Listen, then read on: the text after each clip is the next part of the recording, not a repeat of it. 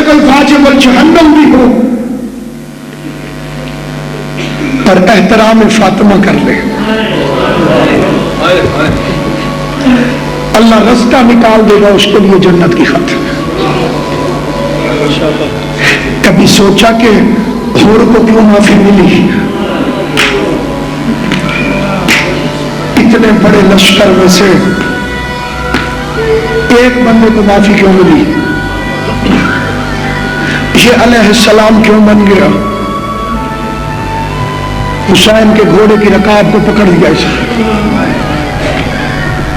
چھوٹے بچوں کو سمجھانے کے لیے مثال دیتا ہوں، بالکل ایسے جیسے کسی کو کوئی روکے اور وہ نہ رکے اور اس کے موٹر سائیکل کی کوئی چابی نکال دے، کتنا غصہ آتا ہے۔ اس میں بادشاہ دو جہان کے گھوڑے کی رکاب میں ہاتھ ڈالا۔ اب فوٹو ذہن میں رہے، حسین ذوالجناح پر تشریف فرما ہے اور اس نے رکاب میں ہاتھ ڈالا ہوا، یہ تصویر ہے۔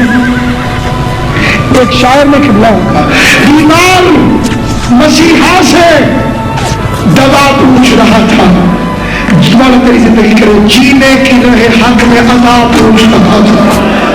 محمد علی بھائی جینے کی رہے حق میں عطا پوچھ رہا تھا، اور نے شہ مظلوم کا رستہ نہیں روکا، بھٹکا ہوا راہی تھا پتہ پوچھ رہا تھا۔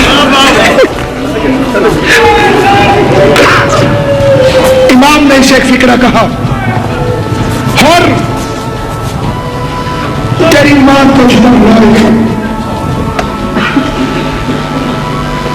پوری دنیا کی زبانوں میں دیکھ لو، کوئی زبان ہو، پنجابی، سرائکی، سندھی، اردو، اگر کسی نے کسی کو ماں کے نام سے کچھ کہا تو وہ چپ نہیں رہتا، وہ واپسی پہ اس کی ماں کا نام اسی طرح لے گا جیسے اس نے اکرم بھائی لیا۔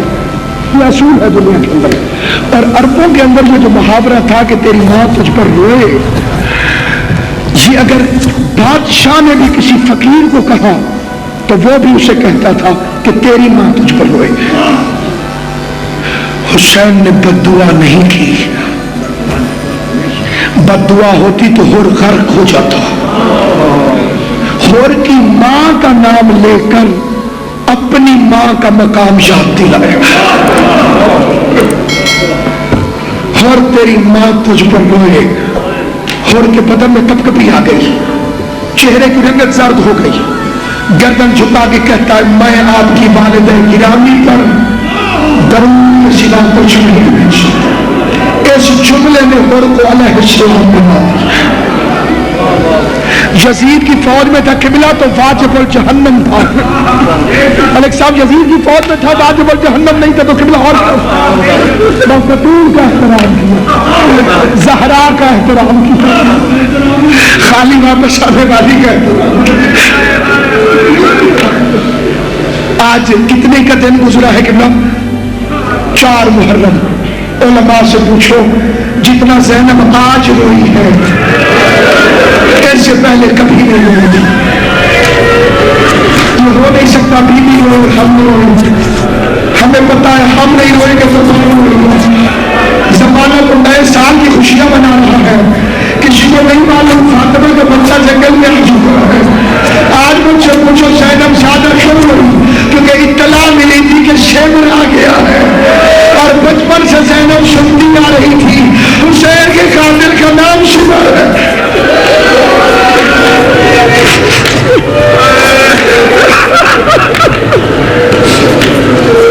کیونکہ بچپن سے بیوی سنتی آ رہی تھی کہ حسین کے قاتل کا نام شمر ہے۔ ادادارہ نہیں معلوم 9 محرم تک حور کو گمان بھی نہ تھا کہ یہ حسین کو قتل بھی کر سکتے ہیں، ارادوں سے واقف نہیں تھا۔ 9 محرم کو پتہ چلا عمر کے ساتھ کل کیا ہوگا، یہ کہتے ہیں مختصر سی جنگ اور پھر فتح کے شافیہ ہے۔ حیران ہو کے کہ تم حسین کو قتل کر دو گی، وہ تو رسول کا بیٹا ہے۔ عمر کے ساتھ کہتے ہوا کرے، میں یہ فکر سننے تھے کہ ہر طرف کیوں تھا، پوری رات خیمے میں ٹہلتا رہا۔ میں مقتل کی ذمہ داری سے ایک فکرہ پڑھنا چاہتا ہوں۔ صبح کے وقت جو پہلی آواز ہور نے سنی وہ علی اکبر کی آزان تھی۔ چہرہ دیکھا، 10ویں کی صبح علی اکبر کا چہرہ تھا۔ قبلہ آپ کہتے ہیں نا سویرے سویرے کیسی شکل رکھی، اس نے صبح صبح علی اکبر کے چہرے کو دیکھا، بس مقدر تبدیل